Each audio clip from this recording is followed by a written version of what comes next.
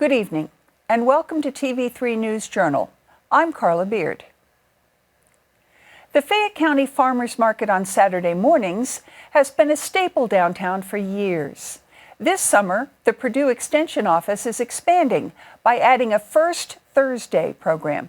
Vendors and music will be available in Roberts Park once a month. Stephanie Ruff and Ashley Parsons told us more. So we're excited to introduce the first Thursday of the month, June, July, and September. We will be holding a market at Roberts Park from 5 to 7 p.m. We have select vendors who will be participating in our Thursday markets. It's going to vary each week, but we're excited because we're going to have the Adams Fam Music. They are going to be there this Thursday, and then What the Truck will be there, which is a local food truck, is going to be there in July and in September. We will not be holding the farmers market on the first Thursday of August due to the Fayette County Free Fair. We wanted to give the community a chance to be involved with the fair. So, we will be offering the Double Up program thanks to Reed Health. We got a grant from them again this year. They've graciously given funds to help supply families with affordable, healthy food options. So they'll be able to use their SNAP card, come and see one of us at the farmers market booth, and we can help you out with that. We're small, but we're anticipating growth. We're trying to build up the farmers market here in Fayette County and be something that the community can come and gather and enjoy. The Roberts Park pool remains closed until sometime in July. Park Superintendent Catherine Good took us on a tour of the renovations. Well, as you can tell, we are in the midst of a renovation here at the pool.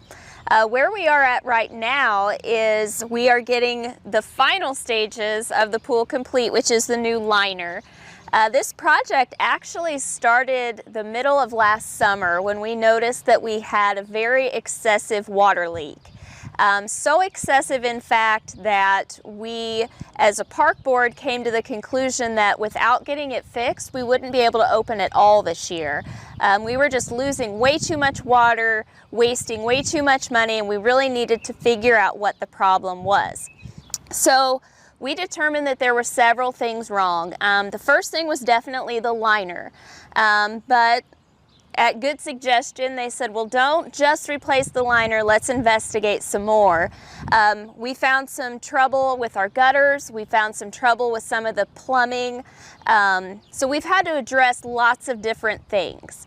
Where we are right now is we're down to the very last part, which looks the most fun. It is the liner. So you can see we do have our new gutters already installed. If you remember, our old ones were white.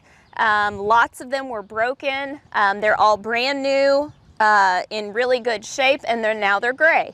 We did go with a much brighter blue. I think it's going to look amazing, and we won't have any more leaks. So that was the big issue. We had to get the leaks fixed, so when we are able to reopen, we will be smooth sailing for the rest of the summer.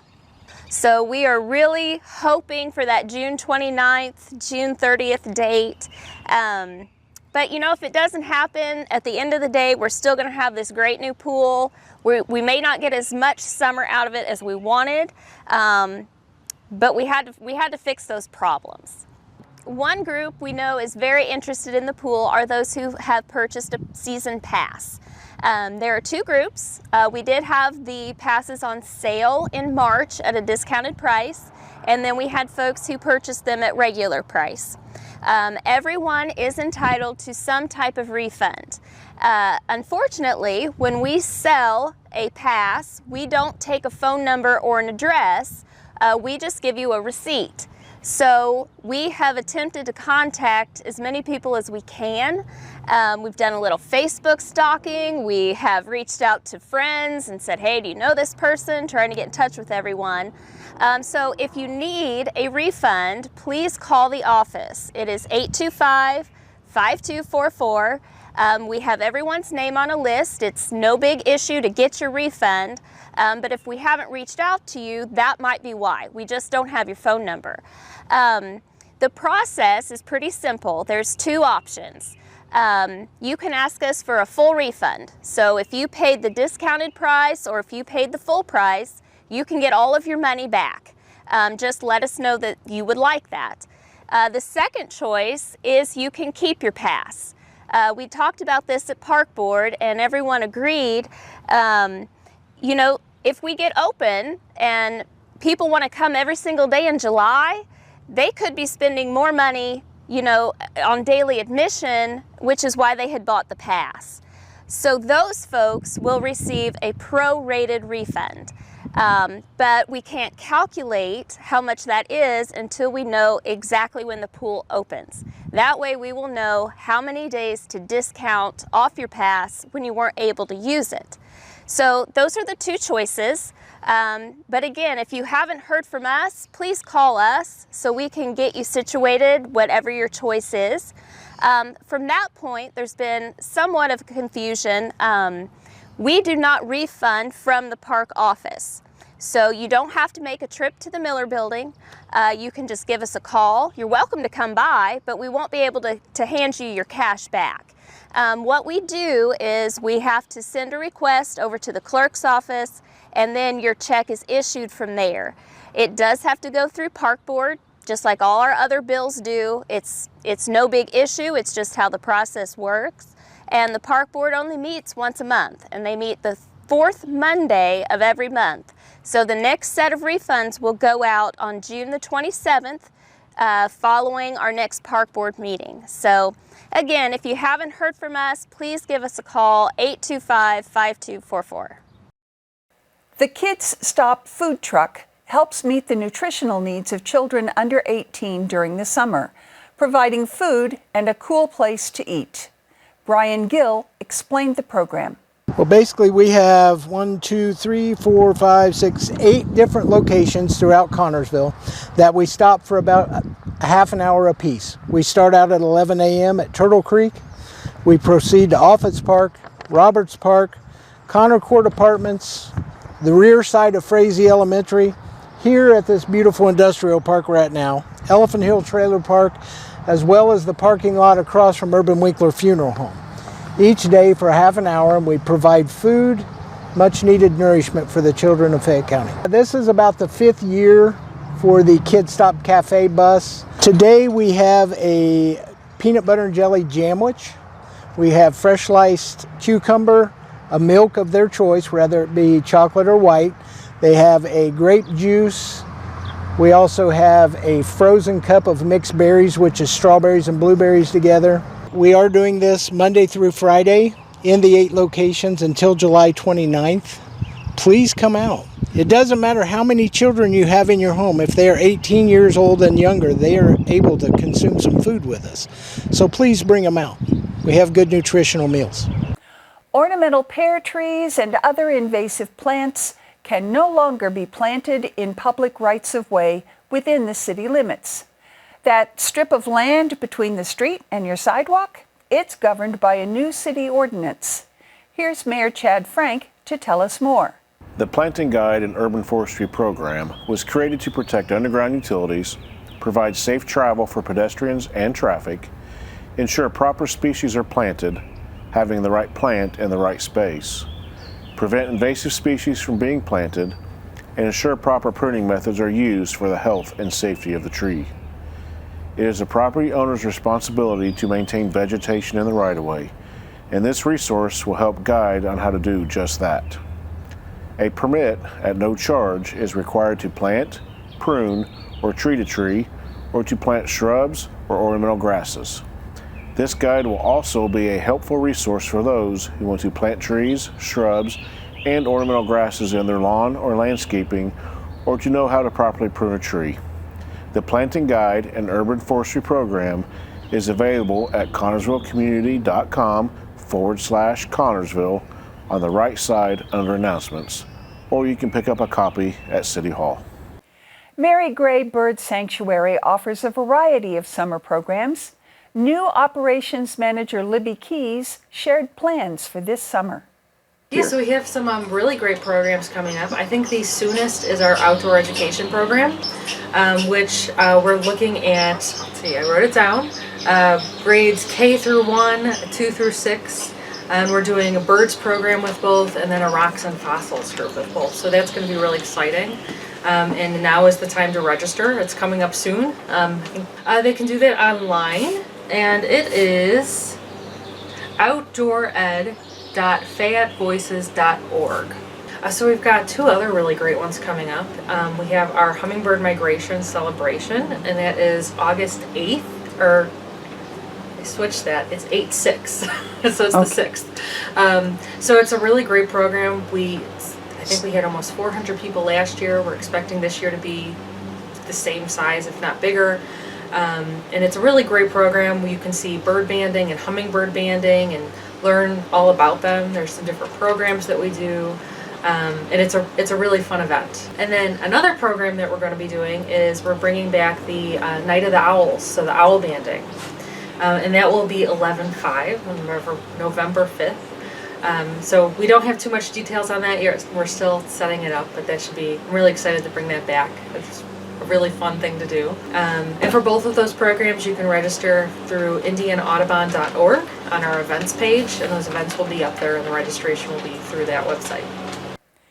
The Everton Volunteer Fire Department is planning their 7th annual Firemen's Festival for June 25th. Fire Chief Chad Groning told us about their plans, including their traditional chicken dinner, a kids' play area, a beer garden, and, this year, poker. I'm here today to talk about our upcoming 7th annual Everton Fireman's Festival.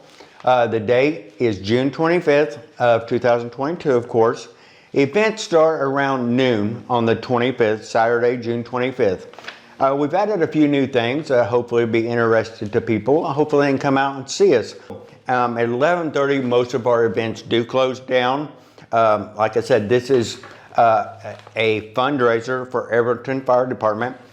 It is the 7th annual, and all proceeds go directly into our equipment fund for new updated fire equipment, safety material, etc.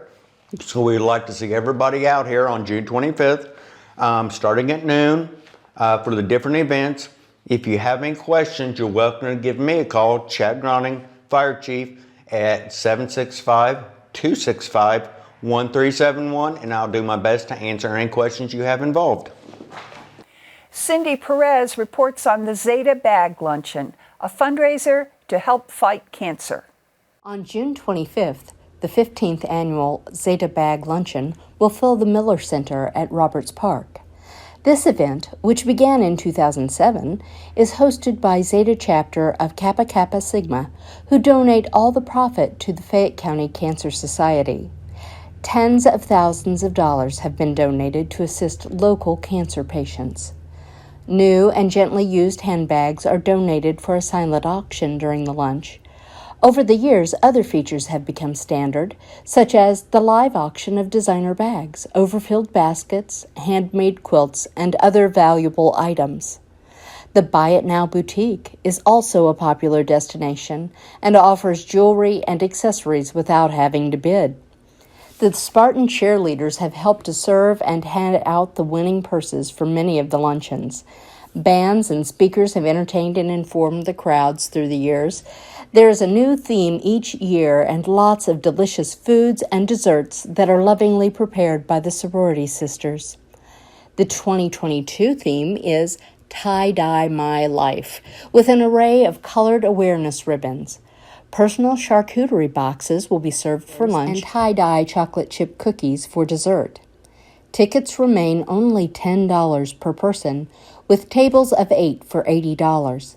This is possible through the kind sponsorship by local businesses such as Hartzell's, Urban Winkler Funeral Home, Miller Moster Robbins Funeral Home, Morford Restaurants Pizza King, Union Savings and Loan, Sanders Law Office, Natco Credit Union, American Heritage Realty, and Whitewater Eye Center.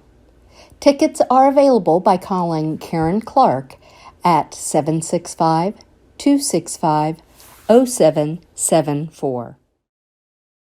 The Bentonville volunteer firefighters are planning the return of their annual fish fry later this month. Chief John Clark talked about their plans. We got our charter from the Indiana Volunteer Fire Association in July of 1969.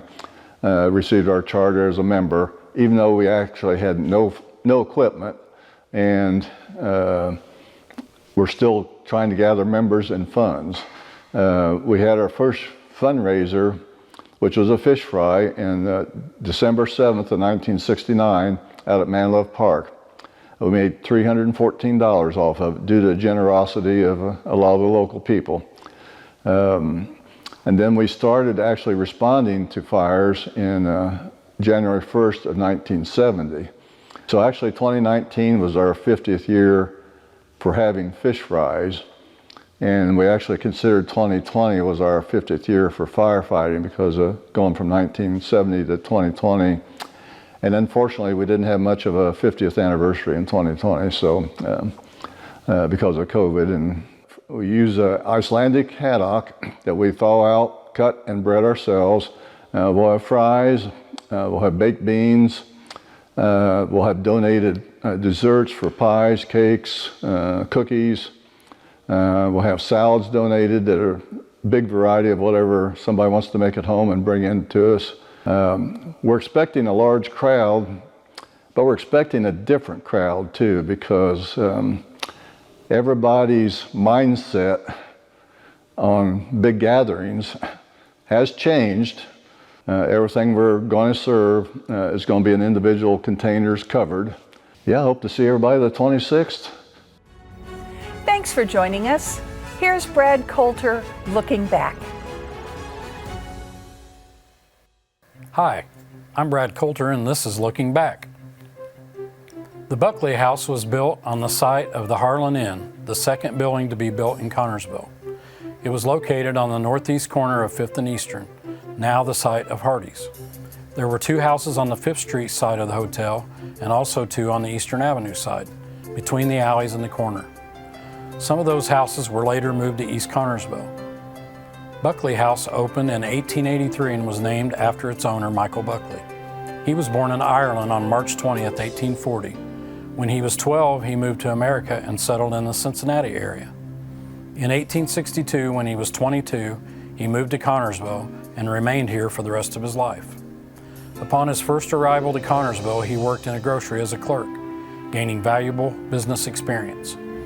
He became well known locally during this time.